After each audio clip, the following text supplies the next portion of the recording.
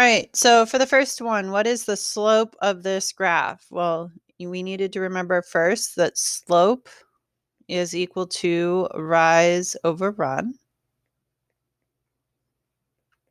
Scarlett, what's the rise on this graph?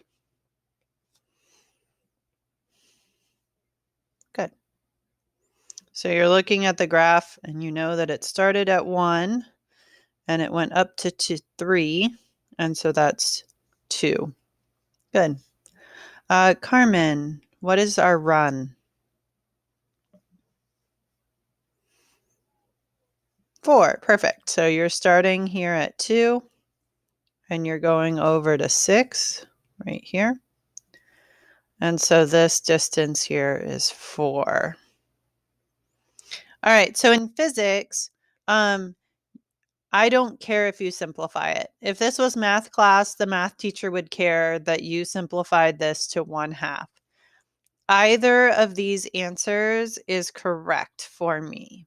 So if you are uncomfortable simplifying and you want to just leave it as is, that's fine. If you want to simplify it, awesome, simplify it. Either of those answers is correct. All right, so now on number 2, we have to be careful to not count boxes because these are not counting by ones. So that means that we actually have to pay attention to the numbers. Quinn, can you help me and tell me what is my rise? 24. How did you get 24?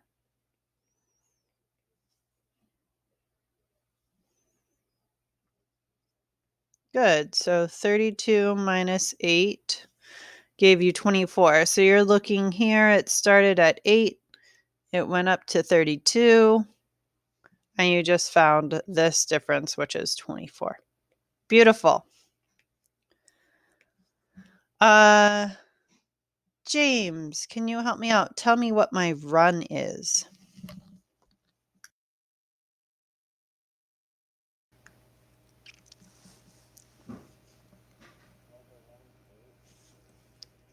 Okay. The run is 8, and how do you know that? So you did 14 minus 6. So you're taking this 14 and this 6, and you're saying that this right here, the difference between 14 and 6 is 8. Good. Perfect.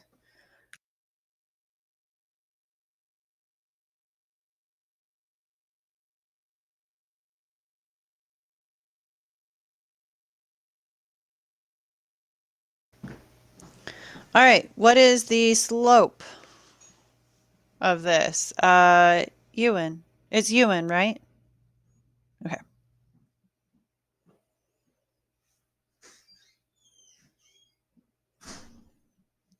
Okay, and how did you get that?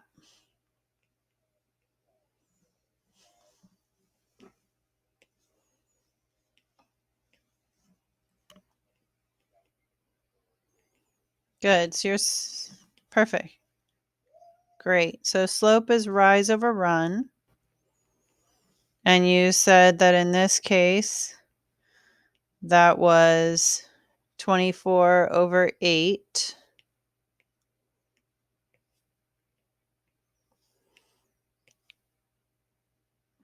Good. And so that was equal to 3. Beautiful. Any questions so far?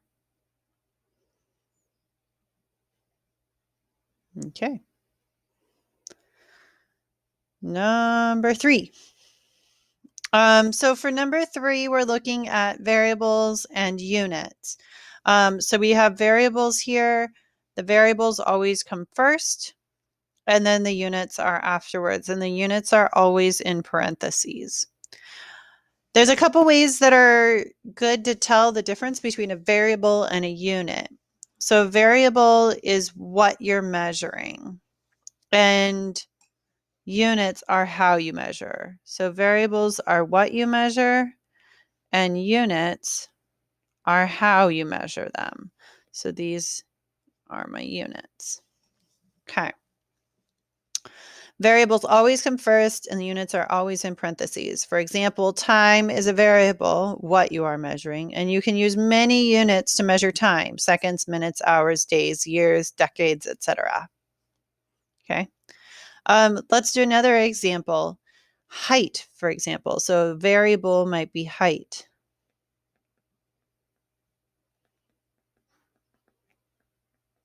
What would be units that you could use to measure height?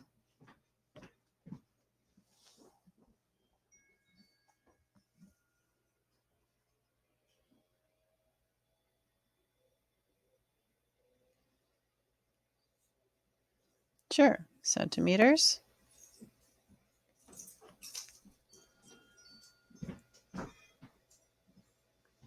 feet, inches.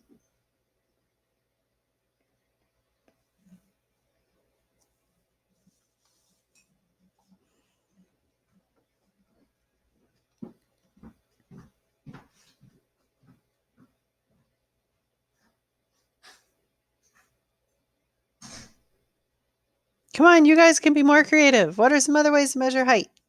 You've got this.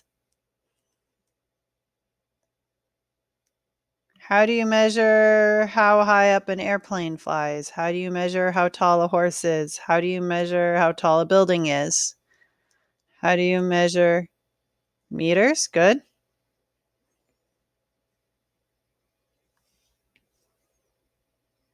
Anything else?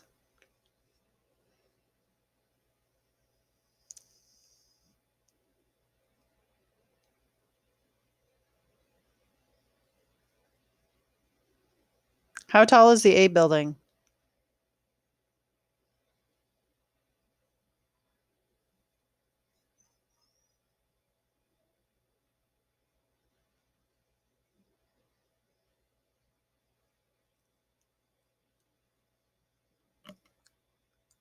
I'm trying to get you guys to think in terms of other units that you could use. All right, so what I'm looking for buildings, you can measure them in number of stories. Horses, you measure how tall they are in hands. Centimeters, feet. Oh, other stuff that's really tall, you could measure in miles, like how many miles high it is. Good? You get the idea? The other easy way to know that it's a unit is that you can put a number in front of it and it makes sense. So, Joey, give me your favorite number.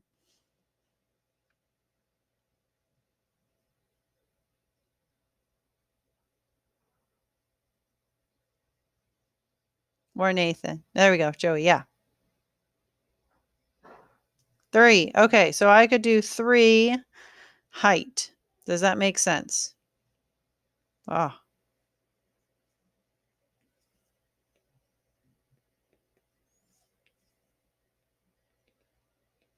does 3 height make sense? Really? Okay. Does 3 centimeters make sense? Does 3 inches make sense? 3 hands? Yeah. Okay. So then all of those are units. So the easiest way to be able to tell the difference between variables and units is to put a number in front and see if it makes sense. Good? All right. Joey, I'm going to have you do the first 3 for me. Well, first 4 for me here. Can you tell me, is time a unit or a variable?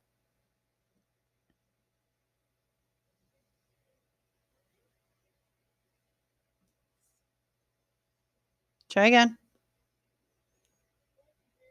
Yes. Because if you put a number in front of it, does that make sense? No. Okay. So then this is a variable. And there are lots of ways to measure time. So a variable can be measured lots of different ways.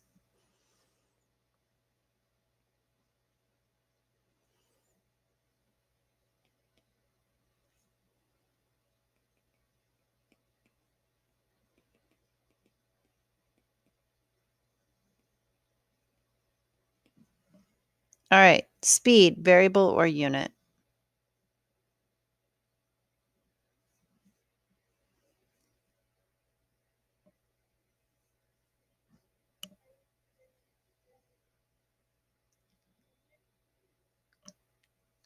Okay. So can you measure speed different ways?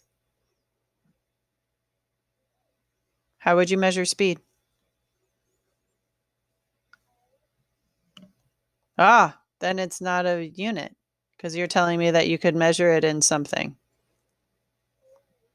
So then this would be a variable. What about miles per hour?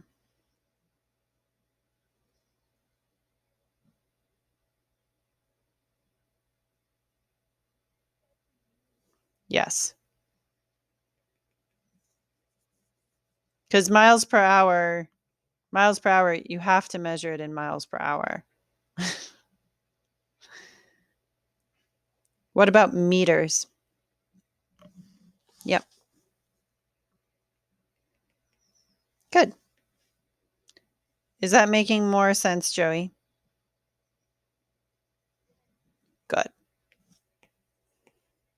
Okay. Nathan, you're going to help me out with the next four.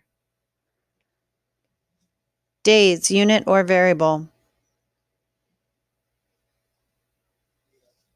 Good. Miles, dollars. How are you measuring dollars?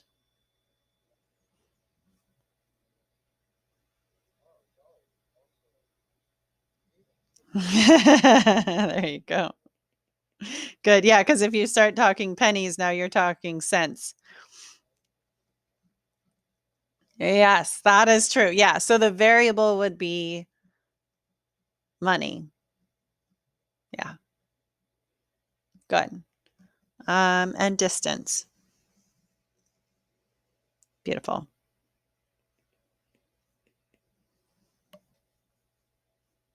All right. Ethan. Let me know if it's not a good time, Ethan, if you have lots of screaming children. All right. So to find the units for slope. No, that's fine. I'll come back to you. Ethan, let me know when a good time is, okay? All right. Scarlett. So to find the units for slope, you just do the same thing with units as you did with numbers. So can you tell me on this graph, what are my units for the vertical axis? Is it magic or sparkles? Which is the unit?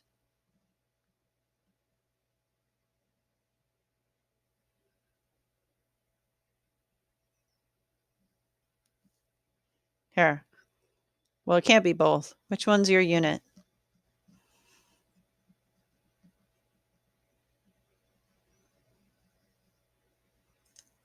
So there it goes, variable, and then units are in parentheses. Might be hard to see the parentheses because I have it highlighted so much. Okay, so knowing that, let's look at this. What is my unit? Is it magic or sparkles? Yes. Good. And then is it time or seconds? Which is my unit? Beautiful. All right, so now we know what our units are.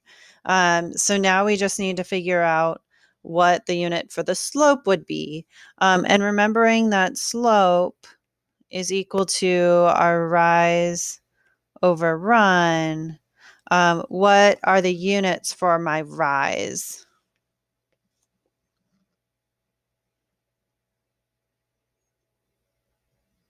But I'm not looking for a number, I'm looking for the units.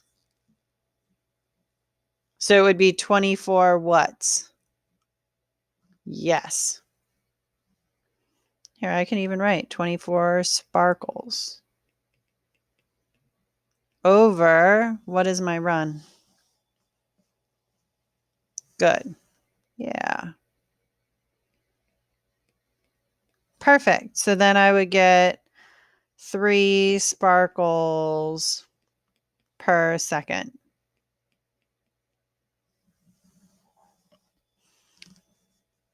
Good? Okay. I try to make my makeup like my made up stuff actually entertaining. So you are always given permission to laugh at me. I'm trying to be ridiculous. Because if I was boring, then this would be more boring. So, what would be the units of slope for graph number 2? Carmen, can you help me out? Are my units miles or distance?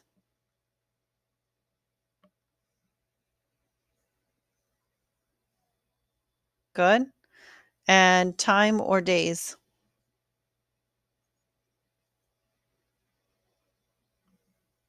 Unit. Good. All right. So, what is my slopes units then?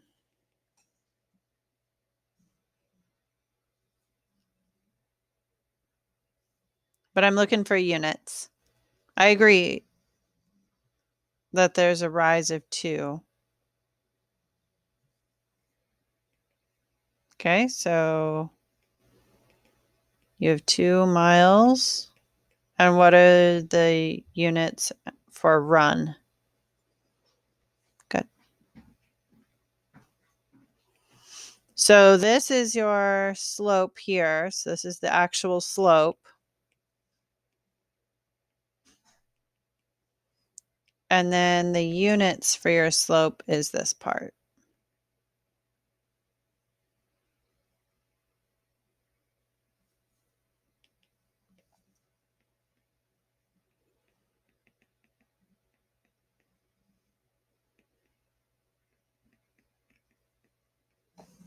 Good.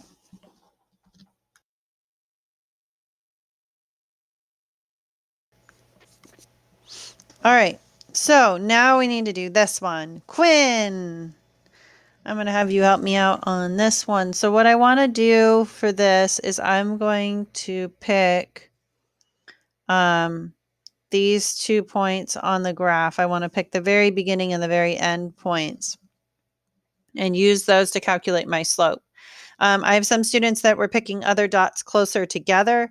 I always recommend to pick dots that are far apart because then your slope will be more precise.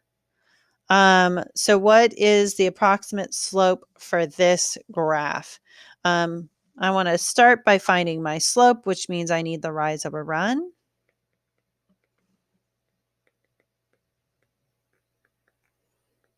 So Quinn, can you help me out and tell me what is my rise? How did you get that?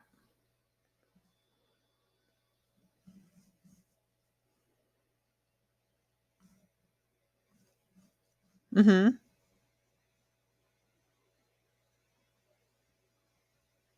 Good. So you're saying it goes from 5 to 95. So you're like, okay, it ends at 95. It started at 5. I subtract the 2 and you'll get 90. Good. James, how do you get your run?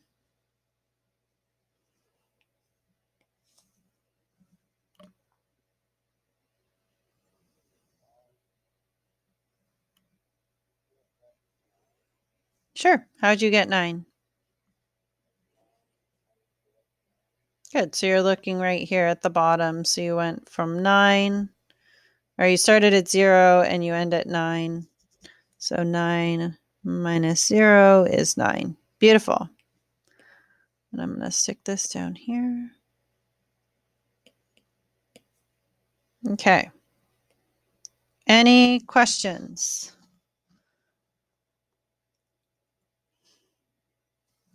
Cool. All right. James, you want to help me out with the slope as well? The units? Okay. What are the units for my rise? Good. And my units for my run? Great. All right. So then my units for my slope I can either put them for part B or I can add them on to part A. So the slope units are going to be your rise over run again. What are the units for my rise?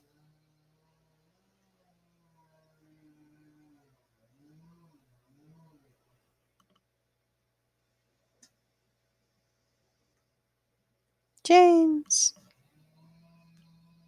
There we go. Units for my rise would be? Good.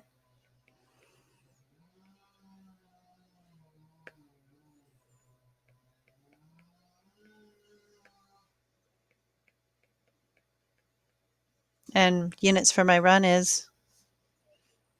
Perfect.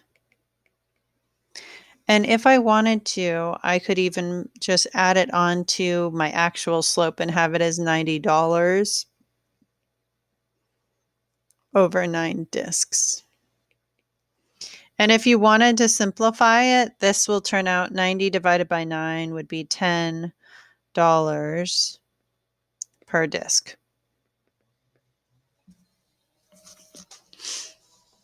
Cool. Ewan, what is the y-intercept?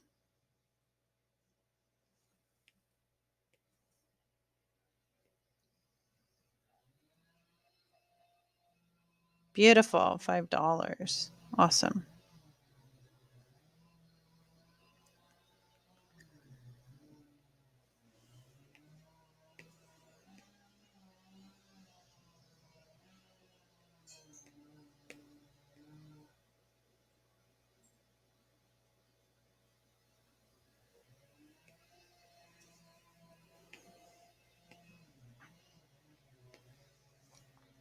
Mm.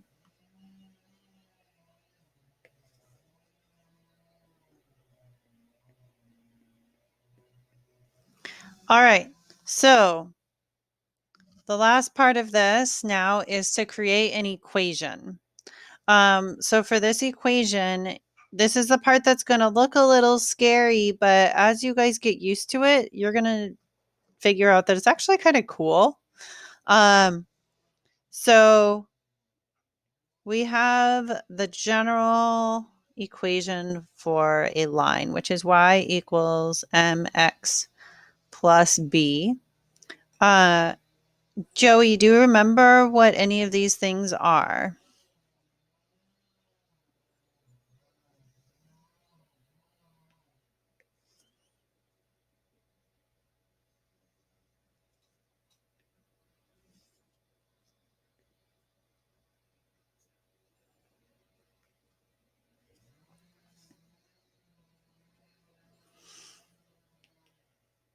Joey, you there?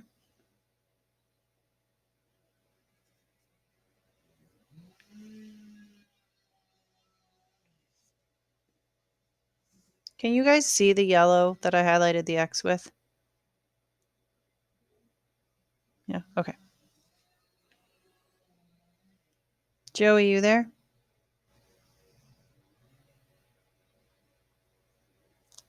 Nathan, you there? Awesome. Okay, Nathan, do you remember what the M is in this equation? Yes. Ethan, do you remember what the B is?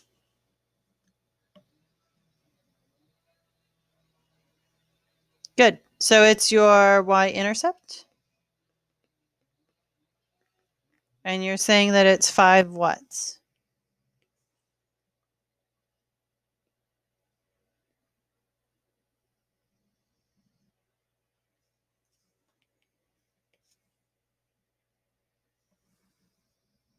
Ethan, what are the units on it?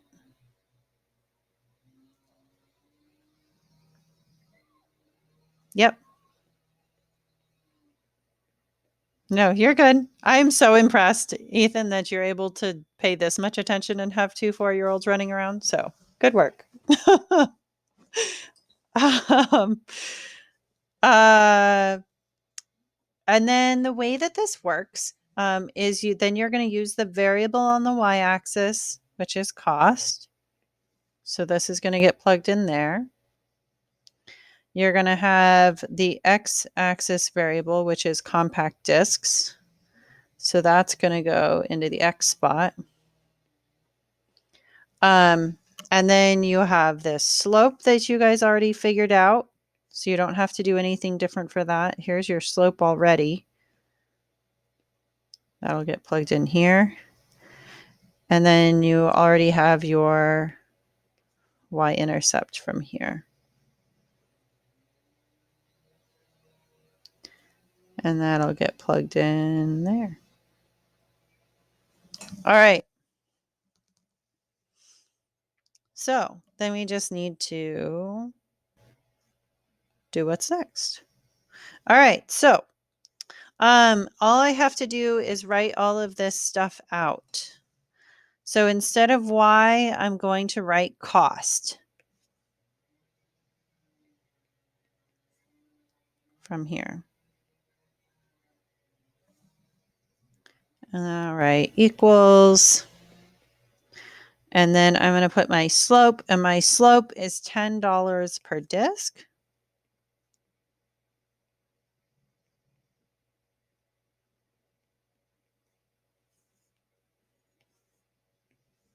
And then instead of X, I'm going to put compact discs.